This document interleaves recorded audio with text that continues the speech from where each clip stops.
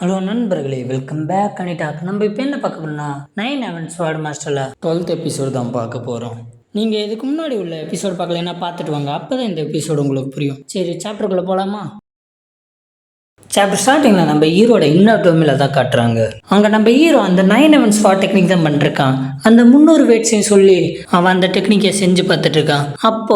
அப்போ திடீர்னு ஒரு விஷயத்தை பார்த்து ஷாக் ஆகுறான். அது என்னன்னா, அங்கே நம்ம ஹீரோ மாதிரி உள்ள ஷேடோவை பார்த்து அவன் ஷாக் ஆகுறான். அந்த ஷேடோவை நம்ம ஹீரோவை பார்த்து ஒரு கான்செப்ட் இருந்துச்சுன்னா அதுக்கு நிறைய விதிகள் இருக்கும், அதை நீ கற்றுக்கணும்னா 1 by 1 தான் கற்றுக்கணும். அப்படி சொல்றது கேட்ட ஹீரோவும் அவங்க 2 பேருமே அந்த ஸ்வாட் டெக்னிக்கை சேர்ந்து பண்ணுறாங்க. அந்த டெக்னிக்கோட ரூலை கடைபிடிச்சு அவங்க ஸ்வாட் டெக்னிக் பண்ணிக்கிட்டே இருக்காங்க. அவங்க 2 பேரும் ஒன்னா சேர்ந்து பண்ணிக்கிட்டு அப்ப நம்ம ஹீரோ அந்த டெக்னிக்ல ஒரு ஞானத்தை பெறறான். அப்படியே நம்ம ஹீரோ வெளியே அந்த எனர்ஜில சேர்க்கிறான். அப்படியே இன்னர் டொமைன்ல நம்ம ஹீரோவை அந்த 300 வேட்ஸையும் ட்ரைனிங் எடுத்துட்டு இருக்கான். அப்படியே பண்ணிட்டு இருக்க அவனை சுத்தி தாமரை முட்டுகளா இருக்கு.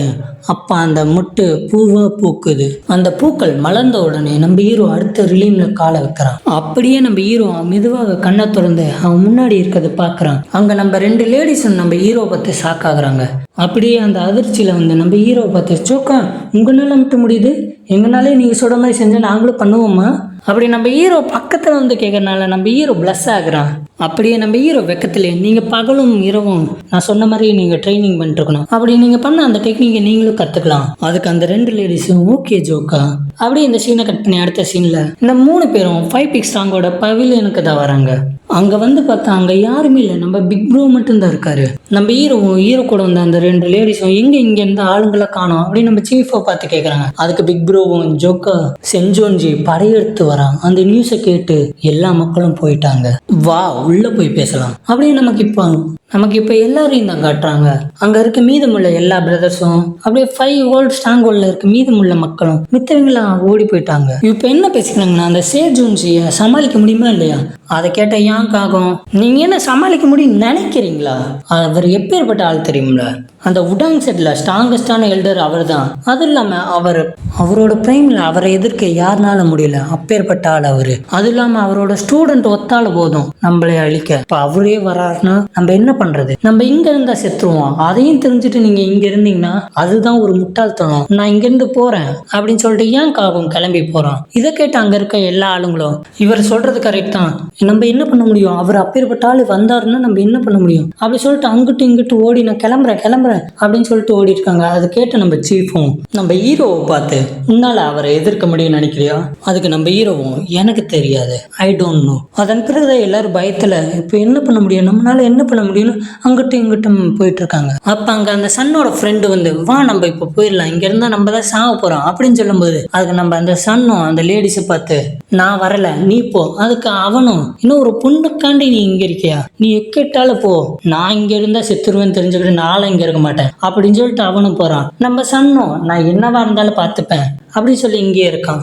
அங்க இருக்கிற எல்லாரும் போன பிறகு அந்த 5 பிக்ஸ் ஸ்ட்ராங் ஹோல்டுலயே வெறும் 10 பேர் தான் இருக்காங்க. அந்த 10 பேர் வேற யாரும் இல்ல, இவங்க தான். இவங்க எல்லாத்தையும் பார்த்த சீஃபும், நீங்க இருக்கீங்களே எனக்கு அதுவே போதும் அப்படி சொல்லிட்டு, ஆனாலும் அந்த 5 பிக்ஸ் ஸ்ட்ராங் ஹோல்டு பவிலியனை திறக்கும் போது எல்லா மக்களும் வந்தாங்க.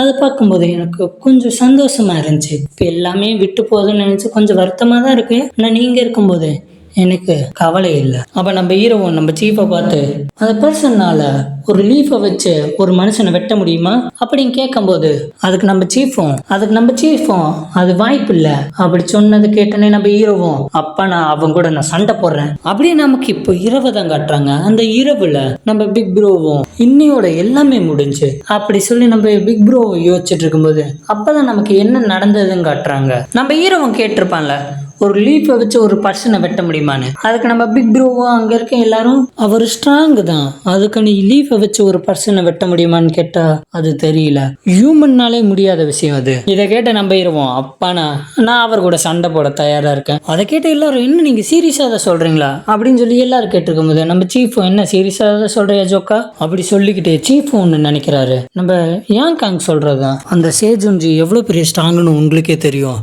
நீங்க அப்படி தெரிஞ்சும் நீங்க உங்க வாழ்க்கையை ரிஸ்க் எடுக்கிறீங்க, அது உங்கள் வாழ்க்கை ரிஸ்க் இல்லாமல் நம்ம மெம்பர்ஸோட வாழ்க்கையை ரிஸ்க் எடுக்கிறீங்க.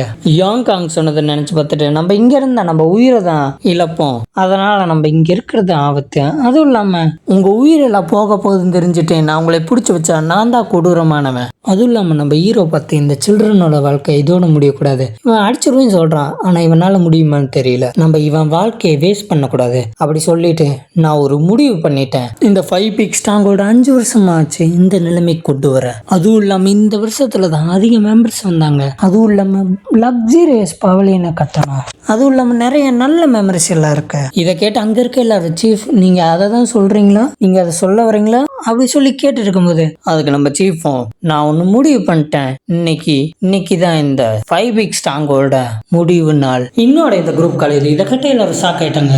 அப்படியே நமக்கு இப்போ பிக் ப்ரோ தான் கட்டுறாங்க. இவ்வளோ நேரம் பிக் ப்ரோ வெளியே வந்து இதைத்தான் யோசிச்சுட்டு இருந்தாரு. அப்படியே நினச்சி பார்த்துட்டு இருக்கும்போது தான் அந்த வேலியில் உள்ள எல்லா கட்டைகளும் நம்ம பிக் ப்ரோ மேலே விழுக வருது. அப்போ அங்கே இருக்க எல்லா பிரதர்ஸும் நம்ம பிக் ப்ரோ மேலே விழுகிற கட்டையை எல்லா பிரதர்ஸும் தாங்கி பிடிச்சி அவங்கள பார்த்த பிக் ப்ரோ இன்னும் நீங்கள் கிளம்பலையா, நீங்கள் இருக்கீங்களே அப்படி சொல்லிட்டு நம்ம ஹீரோவை பார்த்தா நம்ம ஹீரோ ஒத்தாள் 30 கட்டையை தாங்கி பிடிச்சிட்டு இருக்கான். மற்றவங்கள ஒரு கட்டை பிடிச்சாலோ அவங்க எல்லாரும் நம்ம பிக் ப்ரோக்காண்டி தான் அங்கே இருக்காங்க.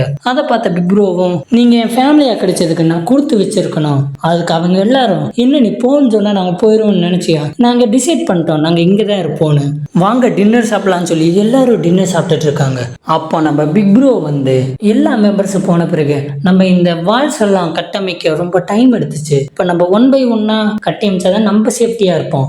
அதை கேட்ட மற்ற மெம்பர்ஸ் எல்லாம் ஆமாம் நீங்கள் சொல்கிறத கரெக்டு, அப்படியே நம்ம பிக் ப்ரோ நாளைக்கு அவங்க வந்துடுவாங்க, நமக்கு லைஃப் ஆர் டெத் சுச்சுவேஷன், நாளைக்கு வந்தாலும் அவங்க சீக்கிரட்டாக தான் நம்மளை தாக்குவாங்க, அதனால் நம்ம சேஃப்டியாக இருக்கணும். அதுக்கு எல்லாரும் ஓகே சீஃப், நாங்கள் செத்தாலும் நாங்கள் ஃபேமிலியாக தான் சாகணும், நாங்கள் உங்களை தனியாக விட்டெல்லாம் நாங்கள் சாக மாட்டோம், கவலைப்படாதீங்க. அதை கேட்ட பிக் ப்ரோவும் நீங்கள் ஒவ்வொரு இடத்துல இருந்தெல்லாம் வந்திருக்கலாம், நீங்கள் எப்படி வேணால் முன்னாடி இருந்திருக்கலாம், நீங்கள் திருடனாக இருந்திருக்கலாம், விவசாயம் இருந்திருக்கலாம், டெம்பிள் இருந்திருக்கலாம், எல்லாம் இருந்திருக்கலாம். ஆனால் நீங்கள் இப்போ ஏன் நம்பிக்கை உள்ளவங்களா மாறிட்டீங்க, நான் உங்களை பார்த்துக்கணும், அதுதான் என் கடமை, அதுவும் இல்லாமல் நான் ரொம்ப லக்கியஸ்ட் மேன் அப்படின்னு நான் உணர்றேன்.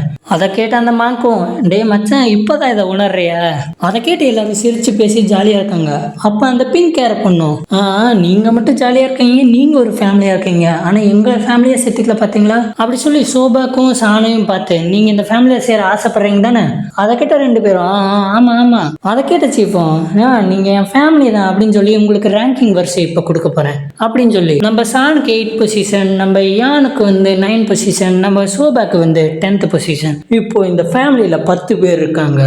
இதெல்லாம் பார்த்தா நம்ம ஹீரோவும் நாளைக்கு என்ன நடக்க போகுது இல்லை, ஆனால் இன்னைக்கு சந்தோஷமா இருக்குன்னு சொல்லி சிரிச்சிட்டு இருக்கான். அப்படியே எல்லாரும் அவங்க பயிற்சி பண்ணிருக்காங்க. நம்ம ஹீரோ கற்றுக் கொடுக்குறான்னு என்னன்னு தெரியல, அது அடுத்த சாப்டர் தான் சொல்லுவாங்கன்னு நினைக்கிறேன். இப்போ அப்படியே நம்ம ஹீரோ எதையோ பற்றி பேசுகிறான். அது வேற ஒன்றும் இல்லை, ஒரு பழைய பேண்டிட் குரூப்கெல்லாம் ஒரு சம்பிரதாயம் ஒன்று இருக்காமா. அது பிட்ச் கார்டன் என்ற இடத்துல அந்த கார்டனை சுற்றி 3 கிங்டம் இருந்துச்சு.